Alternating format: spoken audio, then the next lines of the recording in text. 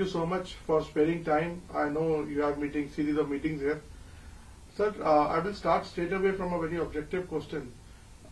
When you said that there was not even a shred of evidence shared with you. So, how do you see this, sir? When there is no evidence shared and the intelligence and the Prime Minister has accused you of person of interest in this killing? See, if you look at the entire episode, and we have always been maintaining that there is no shred of evidence shared with us, I always feel that it is largely politically motivated and an ill-conceived targeting of India. We are a responsible democracy. We do not have any such policy to harm any country. We do not interfere in other countries' internal and domestic affairs. So it really baffles me at times. What is it that troubles them about India? This is very rare that the serving High Commissioner is called a person of interest. I think it's very rare in the Indian history of diplomacy. Was it very shocking for you? What was आपको उस समय क्या गुजर रही थी आपके ऊपर? देखिए, दुख तो हुआ जरूर, क्योंकि एक राजदूत के रूप में मैं वहां गया था रिश्ते को सुधारने के लिए, और अचानक अगर मुझे पर इल्जाम लगाया जाता है और ऐसा भद्दा गंदा इल्जाम जिससे कि मेरे देश की बदनामी होती हो, मुझको अपनी बदनामी से कोई चिंता नहीं है, देश की बदनामी नहीं होनी चाहिए, तब बुरा तो लगता है कि जिस काम के लिए मैं आया था शायद सफल नहीं हो पाया। लेकिन उसी समय यह भी महसूस होता है कि अगर मेरे राष्ट्रीय हित पर कोई हमला करेगा तो फिर मेरा यह फर्ज बनता है कि मैं अपने देश की रक्षा करूं। सर, आपने बोला ये पॉलिटिकली मोटिवेटेड है, it's politically motivated. when you say this that it's politically motivated, what do you mean by that? Is Trudeau politically motivated, or is it a large system which is politically motivated there? The Khalistani terrorists and extremists out of Canada, they are Canadian citizens, all of them. So they have a lot of political influence there, and they wield it quite often. They impress upon various political parties to have their interest in view when they fight elections or do policy making. So that dependence certainly sort of smells of kind of conspiracy against India. These Khalistani terrorists and extremists in Canada, they are certainly not pro-India, but unfortunately they are also not pro-Canada, because what they are doing is they are destroying a well-orchestrated relationship between Canada and India. So therefore I don't see them pro-Canada as well. So it pains my heart. After living there for 2 years, received their hospitality. Canadians are wonderful people. Canada is a very good country. But I'm sorry, I cannot say the same thing with the present regime and the government there. So Sanjay ji, आपने एक interview में बोला that they are the Khalistanis are used as strategic assets by their intelligence agencies. This is a very serious thing, sir, which you are saying. Can you explain us how do you corroborate with this? So as I had said in that interview as well, that as Mr. Trudeau, who got up in the parliament and accused India and Indian agents, government of India agents, to have orchestrated the murder on the Canadian soil, I said in the same vein that the Khalistani terrorists and extremists are deep assets of CSIS, which is the intelligence agency of Canada, external intelligence and internal intelligence. He said without any evidence. I'm also saying without any evidence. So will you accept my conclusion? That is what I wanted to impress upon. That nothing should be accepted without credible evidence. Allegations are just allegations. Therefore I'm not exactly saying that there are connections, but there may be connections. Sir, RCMP and other organizations are categorically saying that we have evidence and we have apparently shared and we wanted to share, but हम लोगों को visa नहीं दिया और वो सब, इस पे आप क्या बोलते हैं? देखिए, ऐसा है कि कोई भी जब विदेशी डेलीगेशन दूसरे देश में जाता है, जब हम भी जाते हैं दूसरे देश में, तो देखिए 4 मुख्य चीजें होती हैं. एक, तारीख, समय, एजेंडा और किससे मिलना है। ये 4 चीजें होती हैं। तो अगर वो आप हमें नहीं बताएंगे, तो तारीख तो उन्होंने बता दिया था कि 8 तारीख को जाना है हमें, समय हम बताएंगे उनको, क्योंकि हमारे लिए क्या संभव है क्या नहीं संभव है। लेकिन जब तक आप ये नहीं बताते कि एजेंडा क्या है उसका, मेरी तरफ से कौन सा अधिकारी मौजूद रहेगा, क्या वो अधिकारी भारत में है या वो अधिकारी विदेश में किसी और मीटिंग के लिए गया हुआ है, या देश में ही किसी और मीटिंग के लिए गया हुआ है। अब जहां तक सवाल है कि उन्होंने ये भी कहा कि लेकिन आपको पता होना चाहिए, पता तो मुझको ये होना चाहिए कि मेरी प्रायोरिटी क्या है। वो जो 26 लोगों का हमने प्रत्यार्पण का वहां पर दे रखा है अनुरोध, और बहुत सारे लोगों के अरेस्ट के अनुरोध दे रखे हैं, मैं तो ये सोचूंगा कि उसकी सूचना लेकर वो आ रहे हैं। लेकिन जब तक आप एजेंडा नहीं देंगे मुझे कुछ नहीं पता लगेगा, और जब तक एजेंडा नहीं देंगे तब तक मैं अपनी तरफ से जो अधिकारीगण हैं उन लोगों को इकट्ठा नहीं कर पाऊंगा जो कि आपसे बात कर सके। अब आप दूसरे तरह से सोचिए, अगर वो आ जाते और मेरे अधिकारीगण यहां मौजूद नहीं रहते, फिर क्या कहते वो कि भारत ने बुला लिया और फिर लोग मिले नहीं। तो मेरे लिए तो दोनों तरफ से परेशानियां थी। तो इसलिए यह सोचा गया कि अच्छा, यह भी नहीं था कि ये कोई टाइम सेंसिटिव इशू था। ये बाद में उन्होंने क्लैरिफाई किया कि नहीं, समय से इसमें कोई मतलब नहीं था। तो एजेंडा भेजे, हम कोई भाग नहीं रहे हैं इससे। एजेंडा भेजे एक नियत समय में, जो कि दोनों को सहूलियत हो, जिसमें उस नियत समय पर बात करने को हमेशा हम तैयार हैं। संजय जी, आपने बोला कि हम लोगों ने 26 लोगों के प्रत्यार्पण की बात की। Do you think that they have taken Indian request very lightly, or in fact they have ignored the requests, or in fact the dossiers shared by you were also not taken very seriously? So this indicates that there is some kind of a protection these elements are getting. See, what comes to my mind is that there is inaction. Now, inaction could be described as both the ways you have described. But the inaction means, I will take it as that you are not interested in at all. Do you think that Indian requests are just in the light vein? We have gone through a due process. We have gone through our own scrutiny. We have collated and collected the information and evidence and shared with you under a legal treaty, MLAT. So therefore, even after that, if a fellow democracy doesn't listen to us, doesn't understand, is not ready to discuss even, I take it something amiss. Sir, you mentioned about in one of the interview that Goldie Brar name was there, and it suddenly vanished from the paper which you shared. So can you throw some light on this? See, when we were discussing with them on the government channel, we have various channels active with Canada. So we shared that the name of Goldie Brar, who is also on our list for extradition. And Goldie Brar is a gangster himself, but he also is connected to various other gangs. So he has both the activities there. So when that happened, there is in the Canadian system, the RCMP does not bring out any wanted list, but there is a civic organization known as BOLO. They, with a back channel consultation with, I believe, the authorities in Canada, they take out 25 most wanted, 10 most wanted people list. So in their list, Goldie Brar was there.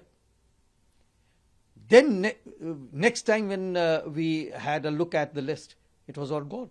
So what happened? If a person was on the most wanted list, even through a civic organization, and next time when the same list is seen, he is not there, there are only two things which I can make out from it. He has been arrested and sent back to India, and therefore he is no more wanted, or he has been deliberately missed out. So we can draw our own conclusions from there. Sir, do you squarely blame Mr. Trudeau for the downtrend in our relationship, and do you think he's just doing it for votes? See, cater to certain category there. See, as the leader of the country, elected leader of the country, Mr. Trudeau is at the helms of all affairs of Canada, including foreign policy and foreign relations. If I do not see results coming out to the advantage of Canada-India relation, then certainly I'll have to blame the person who is the helms of all the affairs. Sir ये person of interest जो word use किया गया है, इसको आप diplomatically अगर आप समझा सकें कि क्या ऐसा तो हमने कभी मतलब इस तरह की कार्रवाई डिप्लोमेट्स पे होती बहुत रेयर देखी जाती है, तो आप किस तरह से इसको इंटरप्रेट करते हैं, क्या चाहते हैं, लाइक आप रिलेशनशिप किस तरफ जाएगा इसके बाद? देखिए, पर्सन ऑफ इंटरेस्ट तो मुख्यतः होता है कि आपसे प्रश्न किया जाए किसी एक संबंध में, तो वो तो ट्रबलिंग है ही कि आप एक विदेशी रिप्रेजेंटेटिव को, हाई कमिश्नर को या एम्बेसडर को आप ये कहते हैं कि आप हमारे पुलिस अथॉरिटीज़ के प्रश्नों का जवाब दें, यह अनुचित है। डिप्लोमेटिक प्रैक्टिस में ये देखा नहीं जाता है आमतौर पे। उसके बाद हमारी सरकार ने कहा कि हम आपके डिप्लोमेटिक इम्यूनिटी को तो नहीं उठाएंगे, और कोई भी सरकार नहीं उठाती है, आप वापस चले आए। तो हमें और हमारे 5 दूसरे सहयोगियों को भारत ने विड्रॉ किया, वापस आने को कहा, कॉल बैक किया। अब जब ये सूचना यहां पर दी गई, इनके उस समय जो एक्टिंग हाई कमिश्नर थे, तो उन्होंने भी रिपोर्ट भेजी होगी, वो भी करियर डिप्लोमेट हैं, अच्छे प्रोफेशनल हैं, मेरे अच्छे मित्र हैं, तो उन्होंने रिपोर्ट भेजी होगी। तब अचानक वहां पर अंदर में क्या बात हुई मुझे भी नहीं पता, लेकिन तब उन्होंने हम लोगों को अवांछित व्यक्ति के रूप में घोषित कर दिया, जिसे डिप्लोमेटिक टर्म में कहते हैं पर्सोना नॉन ग्राटा। तो हम लोग पर्सोना नॉन ग्राटा हो गए, ये 6 लोग। इसका अर्थ ये है कि एक नियत समय जो वो बताते हैं, इस केस में जो कनाडा बताएगा, उस नियत समय के अंदर अगर आप उस देश को नहीं छोड़ते हैं तो यह माना जाएगा कि आप अब डिप्लोमेट नहीं हैं, और उस देश के कानून के तहत जो भी आप पर एक्शन लेना है वो लिया जाएगा। तो आपको लगा था ऐसी कुछ साजिश हो रही है आपको अरेस्ट करने की? भी हो सकती थी, साजिश ये हो सकती थी, लेकिन जब तक मेरी डिप्लोमेटिक इम्यूनिटी है तब तक एक प्रजातांत्रिक देश से तो मैं ये आशा नहीं करूंगा कि वो इस तरह का कोई भी गैरकानूनी स्टेप लेगा। सर, प्रजातांत्रिक देश हम बोलते हैं, आपको लगता नहीं कि वहां पे फ्रीडम ऑफ स्पीच भी बहुत सेलेक्टिवली यूज किया जाता है? उन्होंने हाल में कोई पेपर निकाला जिसमें वो इंडियन मीडिया को ब्लेम कर रहे हैं इन रिलेशनशिप के लिए। बिल्कुल, ये आपका बिल्कुल कहना है, सही है। मैं अंग्रेजी में अगर कहूं तो ये डबल स्टैंडर्ड है, और अगर हिंदी में कहूं जो कि बहुत बुरा शब्द है, ये दोगलापन है। और इसके कारण उन्हें यह सोचना चाहिए कि उनकी कथनी और करनी में क्या अंतर है। जब भारत के सबल मीडिया पर्सन्स जितने थे वहां पर उन्होंने कुछ कहा, तो हमारे 20 लोगों को उन्होंने कह दिया कि ये इन्फ्लुएंस एक्शन है। तो फिर जो कहते हैं वो करते क्यों नहीं है? हमारे यहाँ क्या फ्रीडम ऑफ एक्सप्रेशन नहीं है? हमारे यहाँ क्या मीडिया को फ्रीडम नहीं है? उन्हें भी ये बैठकर विचार करना चाहिए। हम लोग दोनों फेलो डेमोक्रेसीज हैं, हम लोग दोनों को देशों के बीच का रिश्ता अच्छा रखना है। एक पर्टिकुलर रेजीम या गवर्नमेंट के होने से अपने देशों का रिश्ता पूरी तरह से डिस्ट्रॉय नहीं करना चाहिए। सर, आरसीएमपी को वो लोग कहते हैं कि एक सोवरेन बॉडी है, इंडिपेंडेंट बॉडी है, इसमें सरकार का हस्तक्षेप नहीं है। तो आप जब बोलते हैं कि पॉलिटिकली मोटिवेटेड है, तो आरसीएमपी तो कहते हैं इंडिपेंडेंट है, उस पर आपको कुछ कहना है? देखिए, इंडिपेंडेंट होना चाहिए, क्योंकि ये एक अनुसंधान करने वाली, जांच करने वाली एजेंसी है, तो इसे इंडिपेंडेंट होना चाहिए। लेकिन हमने जो देखा वो उभर कर नहीं आता है कि ये इंडिपेंडेंट है। ये जो भी इनके पॉलिटिकल आका हैं, जो भी इनके राजनीतिक आका हैं, उनकी बात ये सुनती है और इंडिपेंडेंस को सेलेक्टिवली रखती भी है अपने पास। लार्जली इंडिपेंडेंट ऑर्गेनाइजेशन है, इसमें कहीं कोई दो मत नहीं है, और इनके इन्वेस्टिगेशंस लार्जली इंडिपेंडेंट होते हैं। आपको मैं उदाहरण अगर दूं, तो अगर ये आप मान लें कि कोई एक इन्वेस्टिगेशन चल रहा है जिसमें ये किसी अपराधी को पकड़ने की कोशिश कर रहे हैं, जब तक अपराधी पकड़ा नहीं जाता है तब तक ये उस अनुसंधान, उस इन्वेस्टिगेशन के तहत जो भी उसमें मामले सामने आए हैं उसको कभी भी बाहर पब्लिक में अनाउंस नहीं करता है। ये इंडिपेंडेंस है। और केवल जब पकड़ा जाता है, जब सभी सबूत इनके पास हैं, तब उसका नाम बताया जाता है। लेकिन हमने भारत के केस में तो यह नहीं देखा। भारत के केस में तो प्रधानमंत्री वहां के पार्लियामेंट पे खड़े होकर बगैर किसी सबूत के, जो उन्होंने बाद में माना कि कोई हार्ड एविडेंस नहीं था, तो बगैर किसी सबूत के आप एक देश को इंडिविजुअल तो छोड़ दीजिए, एक देश को आप बदनाम करने की कोशिश कर रहे हैं। इससे गलत मैं कूटनीतिज्ञ हूं तो बहुत गलत शब्द तो इस्तेमाल करूंगा नहीं, लेकिन यह बहुत अच्छी बात नहीं है। सर, आपने उनको अनप्रोफेशनल भी बोला और आपने कहा कि बैकस्टैबिंग हुई, तो इसको आप बैकस्टैबिंग की एक्ट ही मानते हैं कनाडा के थ्रू? तो रूल्स नहीं माने गए? फिर से वही, मैं कनाडा को अलग कर रहा हूं और अभी की जो सरकार है उसको अलग कर रहा हूं। कनाडा हमारा बहुत अच्छा मित्र था, है और रहेगा। हम लोग दोनों फेलो डेमोक्रेसीज हैं, हम लोग कॉमनवेल्थ के पार्ट हैं, यूनाइटेड नेशंस में अच्छे रोल्स हैं हम लोगों के, तो उसकी हम बात नहीं कर रहे हैं। मैं जो बात कर रहा हूं वो कह रहा हूं कि अभी जो हो रहा है उसकी बात कर रहा हूं। तो अगर उस तरह से आप देखिए तो एक जो डिप्लोमेटिक प्रैक्टिसेस हैं उसमें इसी मामले को बहुत अलग अलग ढंगों से भी इस समस्या का समाधान किया जा सकता था। Sir, there's a huge Indian diaspora there, and there's a huge population. People-to-people contacts are very robust. Now we see the relations getting bad, in fact, bad to worse. So, how do you assure or reassure people that things are going to calm down and may come back to normal? And what will be the parameter, or what can be the boundary line, to reach there? See, it is very difficult for me, looking at the situation now, to say that everything will be normal, because things are not normal. Indo-Canadians are being threatened by the hooligans who are Khalistani goons. They are Khalistani terrorists and extremists. They go in our society of peace-loving Indo-Canadians and threaten them. They go to our places of worship, vandalize them. So if that is being tolerated by the system, the present system in particular, then how can they assure them for normalcy? So probably someone will have to sit down, look at it. Why is it unfair for those Indo-Canadians who believe in a certain religion, in a certain faith, and want to live peacefully and contribute to the growth and development of Canada, being threatened by a handful of goons? That has to be looked at. Sanjay ji, one of the reasons also given by Government of India is that safety and security of Indian diplomats there. You served there for almost 2 years. Was there any event or incident when you also feared, like about your colleagues or about yourself, by these Khalistani goons, what you talk? So first of all, let's look at their own assessment. The very fact that I was given a close protection detail of RCMP and my 2 consul generals were given the same also shows that their assessment was that we could be bodily harmed. I'm talking about their assessment.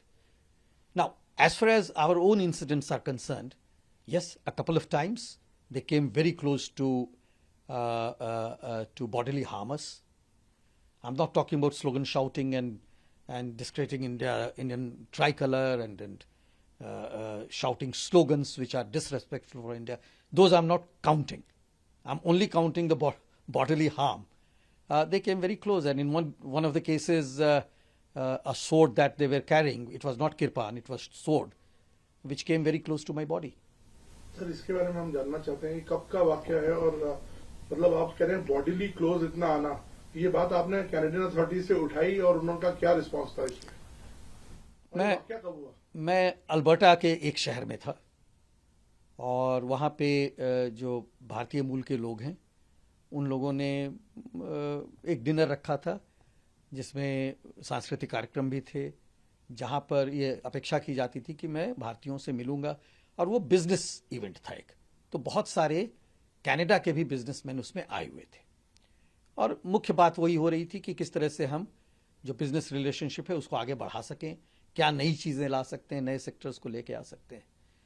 बाहर में और ये एक convention hall में था, बाहर में काफ़ी लोग वहाँ पर, मुझको जहाँ तक याद आ रहा है 150 के आसपास लोग थे जो खालिस्तान के नाम पर ओछी हरकतें कर रहे थे, और उन्होंने जिस एंट्रेंस से मुझको जाना था उसको पूरी तरह से घेर रखा था।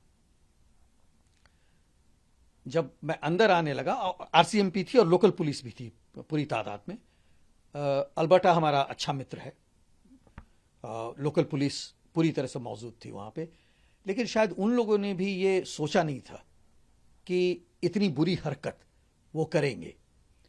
और जब मैं गुजरने लगा, मेरी पत्नी भी मेरे साथ थी, जब मैं गुजरने लगा तो एक तलवार, और ये किरपान नहीं था, मैं बार बार ये कह रहा हूँ, उन्हें शायद नहीं पता हो किरपान और तलवार में क्या अंतर है, लेकिन हम लोग जो भारतीय हैं, जिन्होंने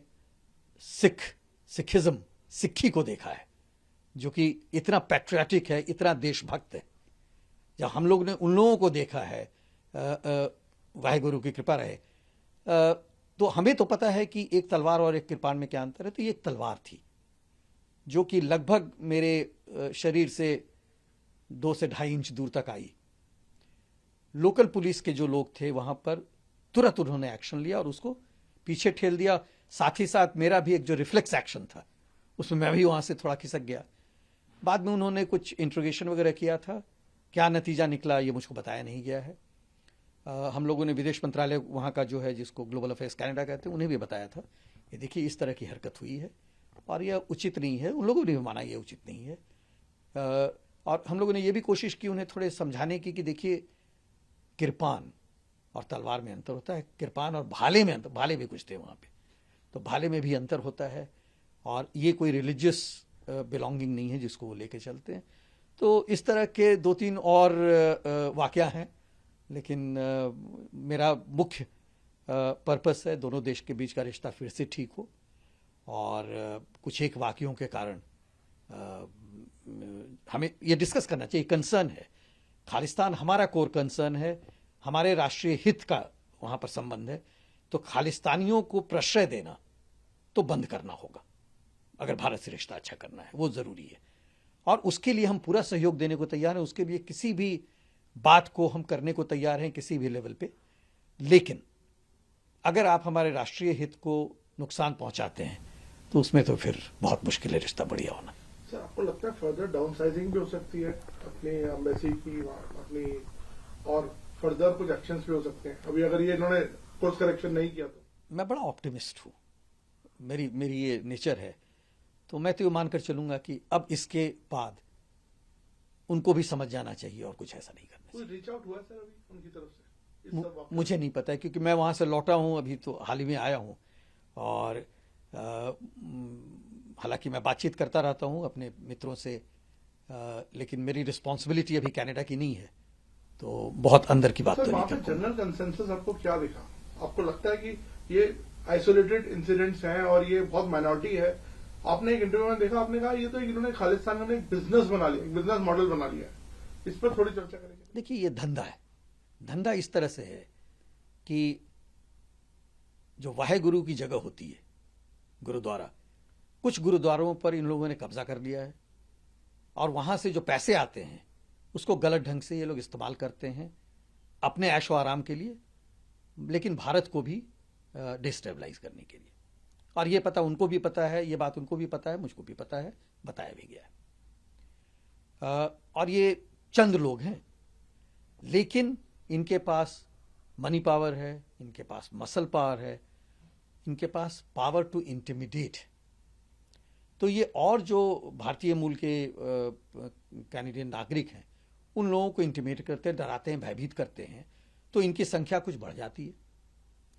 फिर भी पूरे जो हमारी इंडो कैनेडियन कम्युनिटी है 20 लाख की, उसमें से सब मिला जुला कर भी ये 1 लाख से ज्यादा नहीं है। लेकिन बाकी जो लोग हैं वो धंधा तो नहीं कर रहे हैं ना, वो बेचारे वहां गए हैं, इंजीनियर हैं, डॉक्टर हैं, ट्रेडर्स हैं, वो वहां पर सेवा देने गए हैं, एक पीसफुल जिंदगी बिताने गए हैं, तो वो नहीं चाहते इन लफड़ों में फंसना। ये चिल्लाते हैं, ये शोर करते हैं, ये दबाव डालते हैं पार्लियामेंट पे, पार्लियामेंटेरियंस पे, और ये उनके लिए वोट इकट्ठा करते हैं। तो एक तरह से पॉलिटिकल नेक्सस तो है, ये तो आप मानकर चलें। और दूसरा ये है कि ये बहुत कम लोग हैं, और जिस दिन कनाडा की सरकार इस बात को समझ लेती है तो इनकी जो क्रिमिनलिटी है, मैं और किसी चीज की बात नहीं कर रहा हूं, इनका जो क्रिमिनल एंगल है जिसमें ड्रग पेडलिंग है, ह्यूमन ट्रैफिकिंग है, गन रनिंग है, इन सब एक्सटॉर्शन है, मर्डर है, ये सब तो इलीगल एक्टिविटी है, इस पर तो आप काबू पा सकते हैं। सर आखिरी कुछ सवाल मैं आप आ रहा हूँ आखिरी तरफ।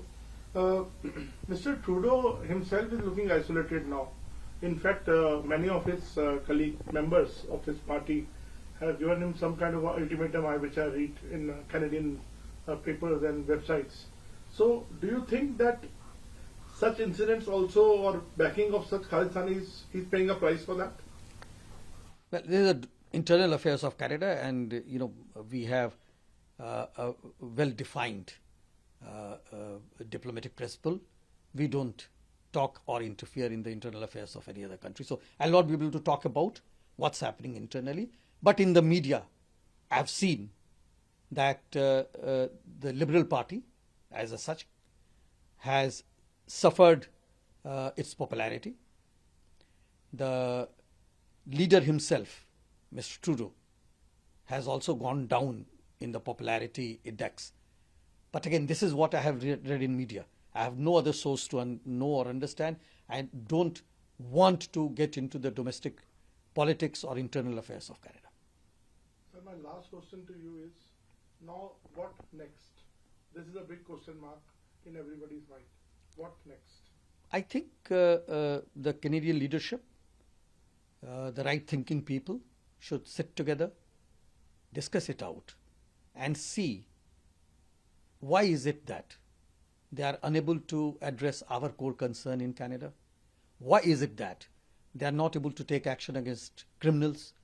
Why is it that their inaction has been encouraging the Khalistani extremists and terrorists, challenging India's sovereignty and territorial integrity?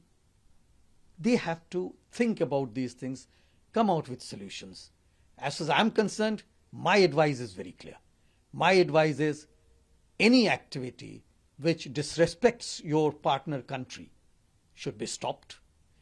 Any activity in Canada which challenges India's sovereignty and territorial integrity should not be allowed. Sir, just a follow-up on this. Sir, in some of the narrations there is also a fact given that Pakistan is also playing a role in propping up or fueling these elements, apart from Canadian system.